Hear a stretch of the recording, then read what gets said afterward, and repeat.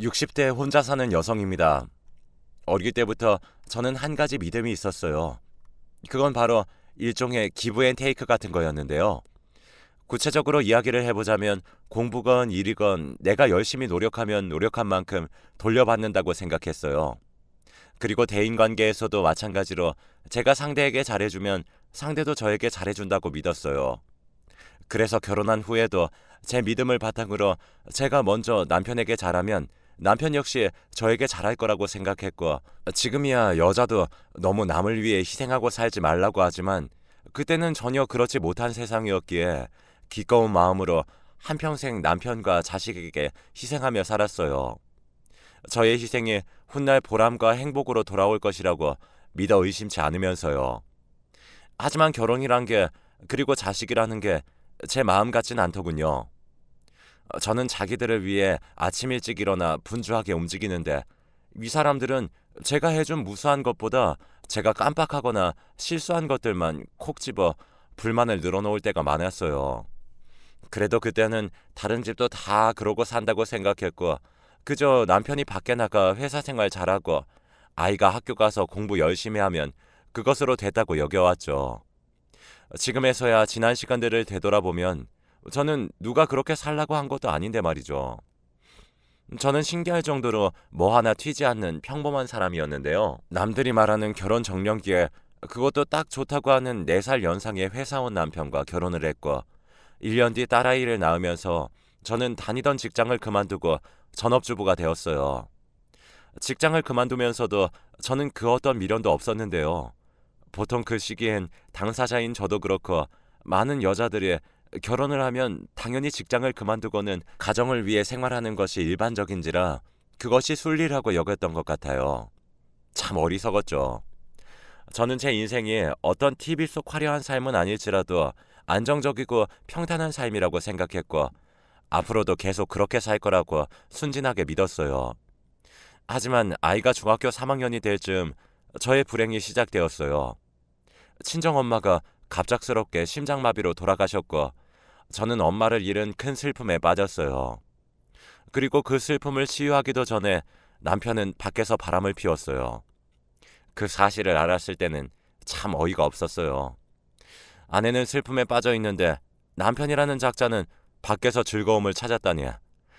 평소 다정다감하지는 않지만 책임감 강한 사람이라 가정만은 끔찍히 여긴다고 믿었던 남편은 그 당시 외도를 통해 만난 여자에게 몸과 마음을 송두리째 뺏겨서는 제가 느낄 배신감과 충격 따위는 안중에 없고 전혀 다른 사람이 되어버렸어요.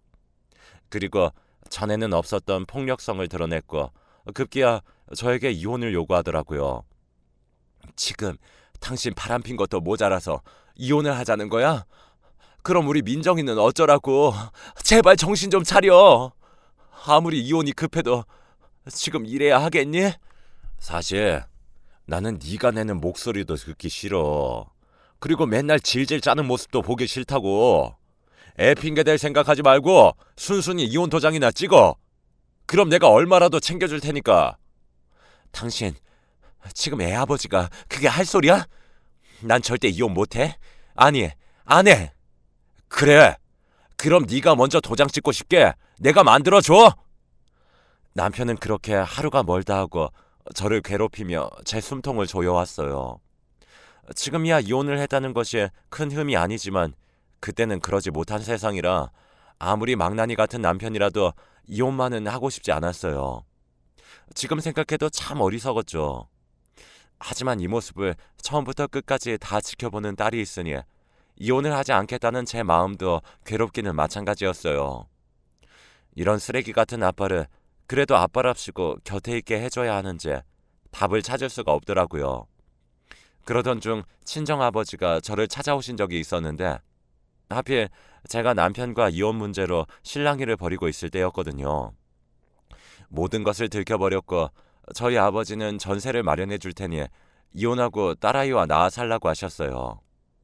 하루아침에 부인을 잃고 자식은 저까지 잘 살지 못하는 모습을 본 아버지는 어깨가 축 처져서 집으로 돌아가셨죠.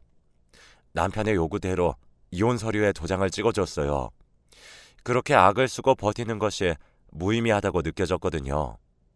그래서 저는 이혼 도장을 찍어둔 대가로 남편이 준 현금 300만 원을 들고 나와 저희 친정 아버지께서 없는 돈을 모아서 마련해 주신 작은 투룸 빌라에 들어가 딸과 둘이 살게 되었어요. 분명 머리로는 지금부터라도 열심히 살아서 딸아이를 키워야 한다는 생각이 있었지만 자꾸만 저를 애달린 이혼녀라고 손가락질할 것 같은 두려움에 한동안 아무것도 하지 못했고, 시기가 또 하필이면 아이가 사춘기라 아이는 아이대로 저는 저대로 끝도 보이지 않는 터널을 헤매고 또 헤매야 했어요. 엄마, 나 청바지 사고 싶은데 10만 원만. 무슨 청바지가 그렇게 비싸? 그리고 교복 입고 다니는 학생이 청바지가 왜 필요해? 학생은 뭐 맨날 교복만 입어? 됐어. 남들은 다 메이커 청바지 입는데 나만 구질구질하게 시장에 파는 구닥다리만 사주고. 이게 다 엄마랑 아빠가 이혼해서 그렇잖아. 박민정, 너 지금 그게 엄마한테 할 소리야? 몰라. 나는 그냥 다 짜증나. 엄마 아빠 문제로 왜 나까지 이렇게 피해를 봐야 해? 이럴 거면 차라리 낯을 말던가. 나 학교에서 가난하다고 따돌림 당하면 그건 다 엄마 때문이야. 철없는 딸이 지 분에 그냥 던진 말이라는 것을 알면서도 그 말에도 무너질 만큼 정신이 약했어요. 하지만 언제까지 이러고 지낼 수는 없기에 적어도 하나밖에 없는 딸을 지키기 위해서 이를 악물고 살자고 결심했었죠. 처음엔 이런저라도 제대로 된 직장을 구하고 싶었어요. 하지만 경력 단절에 나이도 많고 이혼하고 아이와 둘이 사는 저에게 호의로운 회사는 존재하지 않았어요. 어쩔 수 없이 주간과 야간 아르바이트로 하루에 2번씩 다른 곳으로 출근해야 했습니다. 또 자투리 시간은 집안에서 할 수 있는 부업들을 하며 정말 죽기 살기로 일하며 버틴다는 일념으로 살았어요. 그렇게 시간이 흘렀고 딸은 고3이 되었죠. 없는 형편이라 편편히 학원 한번 보내주지 못하는 집인데도 딸아이는 기특하게 공부를 아주 잘했어요. 아마 공부라도 잘해서 남에게 무시를 당하지 않으려고 나름대로 자기 살 궁리를 했던 것 같아요. 그래서 저는 내 아이만은 어떻게든 좋은 대학에 보내서 저처럼은 살게 하지 말자고 다짐했어요. 그때쯤 운 좋게 24시간 영업하는 식당에 들어가 12시간을 일을 할 수 있었어요. 오로지 딸의 미래만 생각하며 월급의 3분의 1을 딸의 학비로 저금하며 절약하고 또 절약하고 살았어요. 딸은 지 아빠를 닮아 그런지 딸이면서도 엄마인 저에게 살가운 구석은 없었는데요. 철없이 저에게 가시돋친 말을 쏟아내기도 했지만 다른 집 아이들처럼 갖고 싶다는 것 한번 쉽게 사주지 못한 미안함에 저는 늘 딸아이가 짠했어요. 그리고 아무리 표현을 안 하는 딸이지만 이제 조금 있으면 20살이고 제가 자기를 키우려고 고생하는 것쯤은 굳이 말하지 않아도 딸아이가 알고 있을 거라고 믿었었죠. 이제와 하는 말이지만 저 정말 많이 힘들었어요. 남편의 외도로 이혼한 저에게 세상의 남자들은 저를 쉬운 여자로 생각하며 버젓이 아내와 가정이 있음에도 저에게 흑심을 품고 접근하는 경우도 많았고, 여자의 적은 여자라고 겉으로는 안 됐다며 호의를 베풀어주는 듯 하면서 뒤에서는 그런 저의 흉을 보며 없는 이야기까지 만들어 소문을 퍼뜨리는 경우도 있었거든요. 아마 딸아이가 없었다면 아주 조금은 더 나았을지도 모를 일들이 많았지만 거꾸로 딸이 있어 저는 포기하지 않고 세상을 살아갈 수 있었어요. 먼 훗날 다 큰 딸아이와 그때의 그 순간들을 이야기하며 우리 그때 정말 힘들었지만 열심히 살았다고 추억하는 날이 올 거라고 믿으면서요. 그렇게 1년 후 수능 시험을 본 딸아이는 자랑스럽게도 우리나라에서 가장 좋다는 서울대에 붙었습니다. 이날을 위해 그렇게 힘든 시간을 보냈구나 하며 기쁨의 눈물을 흘렸어요. 딸아이는 그렇게 저를 떠나 대학생이 되었고 저는 그동안 모은 돈으로 아이 학비와 아이가 학교를 다니며 지낼 집을 얻어주고 왔는데요. 제 힘으로 딸아이를 대학교에 보냈다는 뿌듯함이 들었지만 어찌되었건 딸아이와 함께 지내왔었는데 막상 혼자가 되다 보니 옆구리가 휑한 게 쓸쓸한 기분도 들었어요.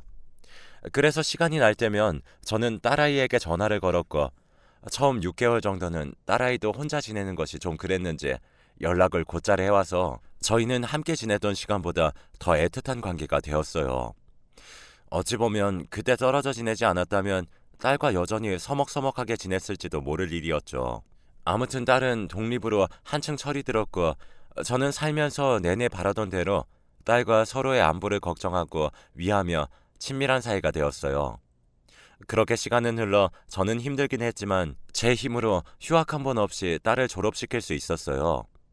그 뒤에는 은근히 다시 함께 살기를 바라긴 했지만 딸이 졸업 후 곧장 공기업에 취직이 결정되어서 회사 근처 오피스텔로 들어가 살고 싶어 했거든요. 제 마음은 접고 은행 대출을 받아 오피스텔 전세 보증금을 마련해 주었어요.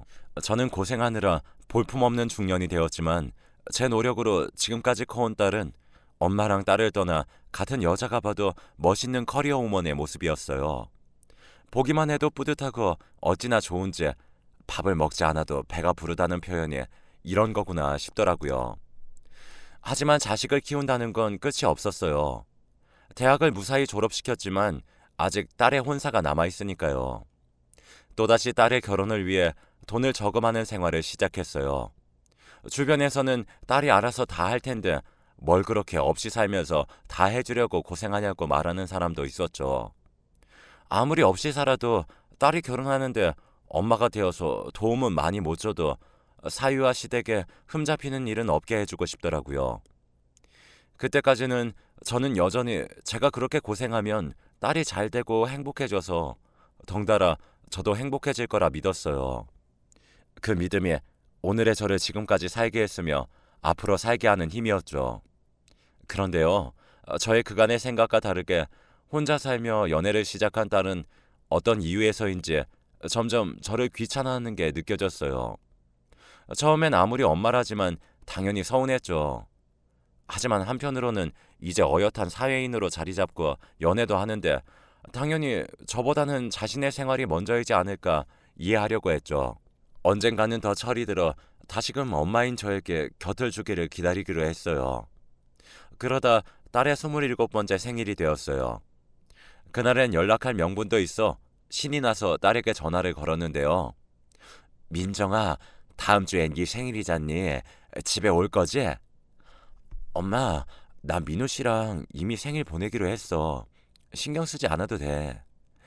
에이, 그래도 어떻게 엄마가 딸 생일인데 신경을 안 써? 그럼 미리라도 한번 집에 와. 엄마가 미역국이랑 너 좋아하는 소고기 구워줄게. 됐어. 맨날 돈 없다고 하면서. 그리고 나 요즘 너무 바빠서 주말도 못 쉬어. 그러니까 엄마는 그냥 아무 날 아니라고 생각하고 괜한 돈 쓰지 마요. 딸은 제가 신경 쓰지 않아도 된다고 말하고 싶었는지도 몰라요. 하지만 그 말을 듣는 제 입장은 참 서운하기만 하더라고요. 딸의 생일에는 제가 딸을 낳은 날이기도 한데 어떻게 그날을 아무 날도 아니라고 생각하는 건지. 게다가 아무리 돈이 아까워도 자식 생일상 차리는 돈이 아까운 엄마가 어디 있겠어요. 자는 딸의 의도를 애써 이해하려고 노력했지만 그래도 서운한 마음은 가시지 않았어요. 아무리 똑똑한 아이여도 엄마를 생각하는 마음은 멀었구나 싶었죠. 그래도 어쩌겠어요. 하나뿐인 제 자식인 것을요. 저는 생일 당일에 잠깐이라도 딸의 얼굴을 보고 생일 선물 겸 용돈이라도 주고 싶어서 가게 사장님께 어렵게 부탁해 하루 휴가를 받았고 딸이 근무하는 회사 근처로 나름 신경 써서 옷도 입고 머리도 하고 처음으로 가보게 되었어요. 그런데 그곳에서는 저는 살면서 한 번도 생각해 본 적이 없는 그런 일을 겪게 되었는데요. 글쎄 딸 회사 로비에서 다시는 보고 싶지 않다고 생각한 전 남편과 낯선 여자를 보게 된 거였죠. 설마 아니겠지. 저 사람이 어떻게 알고 여기까지 왔겠냐며 저는 혼자 안절부절 못하며 딸에게 전화를 걸었고 전화를 받은 딸은 제가 아직 말도 시작하지 않았는데 엄마, 나 바빠. 회의 들어가야 돼. 끊을게. 라며 전화를 끊더라고요. 끊어진 전화에 황당하면서도 그러면 그렇지 하는 생각으로 발걸음을 돌리는데 제 등 뒤에서 아빠 하는 딸아이의 목소리가 들려왔고 저는 심한 충격을 받지 않을 수 없었어요. 딸은 제가 지켜보고 있을 거라는 것은 꿈에도 모르고 남편이 있는 곳으로 달려가 환하게 웃는 얼굴로 지 아빠의 품에 안겼고 딸아이는 마치 익숙하다는 듯 전 남편과 남편의 새 와이프로 보이는 여자에게 인사를 하는데 그 단란한 모습을 보고 있으니 피가 거꾸로 솟는 것 같더라고요. 내가 지를 어떻게 키웠는데 저는 도대체 언제부터 저들이 저렇게 만나고 다녔는지 알 수도 없었고 남편에게 이어 자식에게까지 이렇게 뒤통수를 맞는 제 인생이 허탈하게 느껴졌어요. 마치 작정을 하고 세상의 모든 것들이 저 하나를 속이는 기분이랄까요? 저는 그 순간 모든 것이 부질없게 느껴지더라고요. 그 길로 돌아서 딸의 회사를 나왔습니다. 만약 지금 그때로 돌아갈 수 있다면 전 남편이고 자식이고 상관없이 한바탕 난리라도 치고 올 건데 그때는 왜 그렇게 빨리 그곳을 벗어나고 싶었는지 모르겠어요. 그 후 저는 딸에게 사실 확인을 하고 싶었지만 또다시 상처 입을 것이 두려워 일부러 딸에게 연락하지 않았어요. 그러던 어느 날 딸이 연락도 없이 집으로 와서는 결혼을 하게 되었다며 저에게 청첩장을 내밀었어요. 황당했죠. 내가 지 엄마인데 청첩장을 줘도 내가 줘야 하는 것을 딸에게 받고 앉아있으니 이건 필히 뭔가 이상하게 돌아가는 것이 분명했어요. 그리고 청첩장을 열어서 혼주의 이름을 확인하는 순간 아무리 내 딸이지만 당장이라도 내치고 싶어지는 거 있죠. 엄마, 미안해. 근데 내 입장에서 다른 선택지가 없었어. 아니, 나는 네 엄마 아니야? 어떻게 이런 청첩장을 엄마한테 가져올 수가 있어? 이러려면 알릴 필요도 없이 그냥 씩 올리지. 이렇게 다 정해놓고 청첩장 하나 가지고 오면 나보고 하객처럼 부조하고 박수치라는 거야? 그럼 어떡해? 난 민우 씨랑 꼭 결혼하고 싶은데. 시부모님은 하나부터 열까지 다 따지시고 나 솔직히 이혼한 엄마가 식당 일 하면서 키웠다고 하면 이 결혼 절대 못해. 이혼녀가 키웠다고 절대 허락해주지 않는다고. 뭐? 그럼 내가 여태 너 키우느라 들어간 돈은 뭐여? 내 시간은 뭐냐고? 너 엄마 이혼하기 전에 네 아빠가 어떻게 했는지 벌써 잊었어? 근데 지금 그런 네 아빠랑 우리 가정 파탄낸 여자랑 상견례 마치고 나란히 혼주 자리에 앉히겠다고? 이미 지난 일이잖아. 난 다 잊었어. 난 지금이 더 중요하다고 생각해. 미안하지만 엄마는 남 보기에 그저 식당 일하는 전세방 사는 아줌마고 아빠는 그래도 회사 부장님의 남부럽지 않게 살잖아. 엄마는 모르겠지만 결혼하려면 그런 배경도 무시할 수 없는 거야. 엄마는 내가 어디 보잘것없는데 시집가서 엄마처럼 살면 좋겠어? 저는 딸의 논리에 말이 나오지 않았어요. 얼마나 대단한 집에 시집을 간다고 저리 설치는지 저처럼 살지 말라고 힘들게 대학까지 보내놨는데 딸에게 저런 소리를 들으니 제 자식이지만 정말 한심하기 짝이 없더라고요. 게다가 오로지 자기 생각만 하는 이기적인 딸의 말에 그동안 나는 무엇을 위해 살았나 후회가 밀려와 저는 그날 딸에게 처음으로 싫은 소리를 했어요. 그래, 네 말 다 알아들었어. 그러니까 네 인생에서 나보고 빠져달라는 거잖아. 좋아, 그럴게. 근데 나도 네 방식대로 이야기하면 그럼 네 서울대 타이틀은 누구 때문에 있는 건 줄은 알지? 그리고 지금 다니는 회사도 결국은 그 대학 졸업장 덕도 있을 거고 네 인생에서 나를 빼려면 내 돈도 같이 빼줘야 하지 않겠니? 엄마, 어떻게 자식 키우느라 쓴 돈을 다시 달라고 해? 넌 네 인생에서 여태 고생한 엄마도 빼는데 난 좋아. 내가 10원 한 장 빼먹지 않고 다 갚을게. 그럼 됐지? 그럼 이제 우리 남남인 거지? 딸은 그렇게 말하고 씩씩거리며 집을 나갔어요. 마치 억울하다는 듯이요. 살면서 한 번도 딸이 착하길 바랬던 적은 없었는데 저렇게 자기만 생각하는 괴물이 될 줄은 꿈에도 몰랐어요. 그저 저는 딸의 결혼 자금으로 모아놓은 통장을 보며 이게 다 무슨 소용이었나 싶었고 딸이 두고 간 청첩장을 보며 남편 이름과 제 이름이 적혀 있어야 할 칸에 보이는 낯선 이름을 보며 눈물을 흘려야 했어요. 그렇게 3년 후 힘들게 사는 딸한테 짐이 되기 싫었던 아버지는 저 모르게 홀로 병마와 싸우고 계셨던 거예요. 아버지가 돌아가시고 나서야 모든 사실을 알게 되었는데요. 그저 저는 불효자의 심정으로 눈물로 아버지를 보내드릴 수밖에 없었어요. 그렇게 또 몇 달 후 저는 아버지의 유산으로 지내시던 작은 아파트를 상속받게 되었어요. 그동안 딸아이의 결혼 자금이라고 가지고 있던 돈도 있어서 이제는 저도 한 번 사는 인생 조금 늦은 감도 있지만 제대로 남들처럼 살자는 마음이 생겼어요. 그러게 요즘 세상에 누가 자식을 믿어. 그냥 지 알아서 살라고 하고 잊어버려. 지금이라도 다리에 힘이 있을 때 이씨 아줌마도 아줌마 위해서 살아. 그러게요. 왜 저는 한 번도 저를 위해서 살아본 적이 없을까요? 결국 이렇게 버림받을 걸 왜 그렇게 아둥바둥 살았나 싶어요. 평소에 하고 싶었던 것 없어? 이번이 기회다 생각하고 평소 못 해본 거 실컷 해봐야지. 저는 평소 가게 단골이라 친하게 지냈던 부동산 주인 아주머니의 말을 듣고 생각했어요. 평소 하고 싶었던 것이라. 그리고 세상이 아무리 여자에게 희생을 강요했더라도 나란 사람이 타인만을 위해 태어난 것은 아닐 텐데 하는 생각이 들었죠. 저는 왜 중년의 나이가 되도록 그렇게 한심하게 살았을까 하는 후회와 함께 제 자신에게 미안한 마음도 들었어요. 그 후 억척스럽게 살던 생활을 그만두고 앞으로 뭘 하면 좋을까 고민을 하게 되었고, 시시하게 들릴 수 있겠지만 저는 부자가 되고 싶었어요. 남들이 무시할 수 없는 그런 부자요. 그래서 부동산 주인 아주머니를 따라 부동산 공부를 시작했습니다. 그러던 중에 경매 쪽의 매력을 느껴서 아버지가 물려준 아파트를 처분한 돈과 딸 결혼 자금으로 모아놓은 돈도 있겠다. 한번 도전을 해보기로 결심했죠. 그 결과 꼼꼼한 시장 분석과 부동산 공부를 하면서 비록 아주 작은 꼬마 빌딩이었지만 예전에는 꿈도 꾸지 못할 건물주가 되었어요. 무슨 행운인지 자리가 워낙에 좋아서 소위 말하는 돈방석에 앉게 되었죠. 한 번도 저의 삶이 이렇게 바뀔 거라고 생각도 못했는데 저는 다시 찾아온 기회를 절대로 놓치고 싶지 않았어요. 그렇게 6개월이 조금 안 되었을 때였어요. 그날은 새로 갖게 된 취미인 등산을 다녀온 후라 힘들어서 건물 꼭대기인 제 집에서 한숨 자고 있었는데 누군가가 쿵쿵쿵 하고 현관문을 두드리더라고요. 이 시간에 누구지?